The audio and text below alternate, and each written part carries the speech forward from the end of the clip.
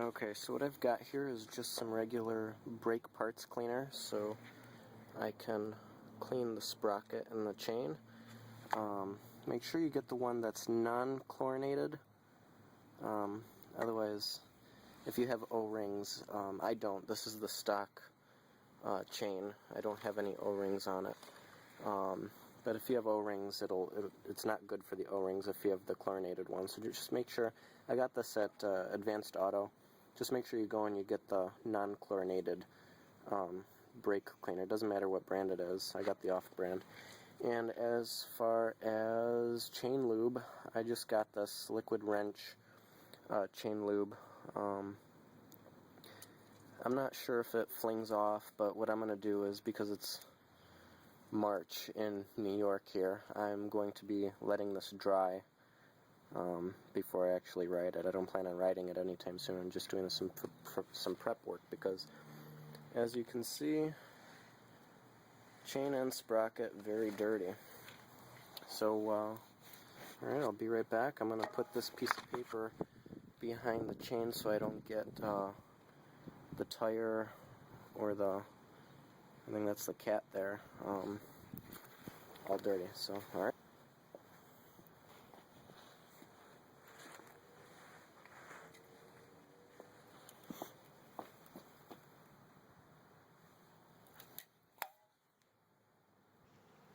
Okay, so what I failed to mention was that this brush here is a plastic bristle brush.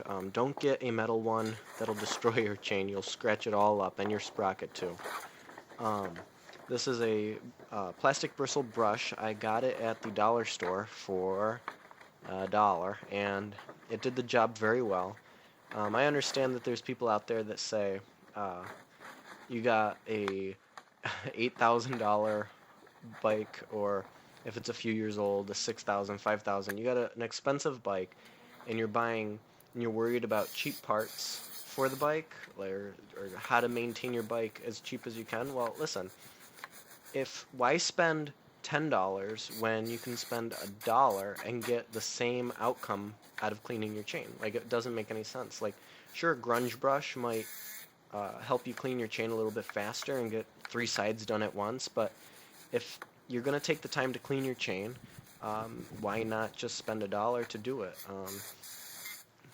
There's no point in getting very expensive equipment and tools and cleaners and such. They all do the same job in the end of the day.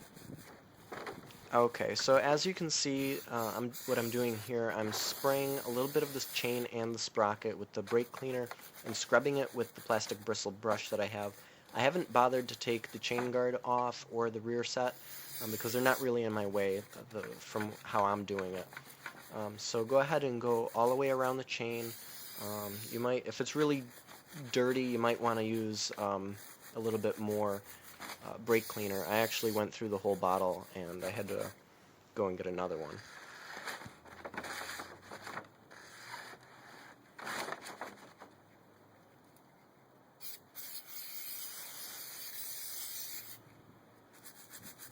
Okay, so then to apply the liquid wrench or the whatever chain wax that you've got, or chain lube, just go ahead and spray some and turn it. Easier when you have 2 people helping you. I would do this with the bike in first gear, but I don't want it to fling on me. So just go like that. A little bit goes a long way. After doing this, I would wait to ride your bike. I'd give it a good hour or 2, let it dry. I might wipe off any excess that comes out. I should actually be doing this on the inside, but I'm not going to be riding it for a while, so it'll have time to set in. I'm gonna do a coat on the inside of the chain once I get all the way around. Alright, now let's move on to the side. It's going to be hard to do this with one hand, but I'll show you like...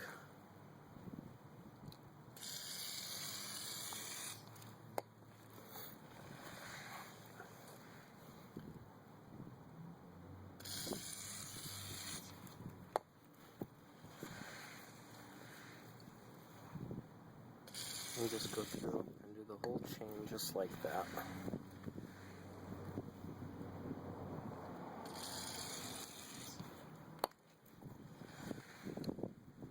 Now, if I was planning on riding this the same day, I would just do the inside.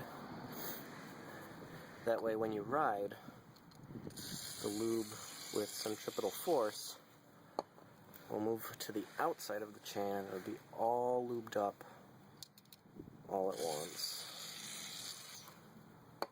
Once again, I'm probably applying too much, but YOLO.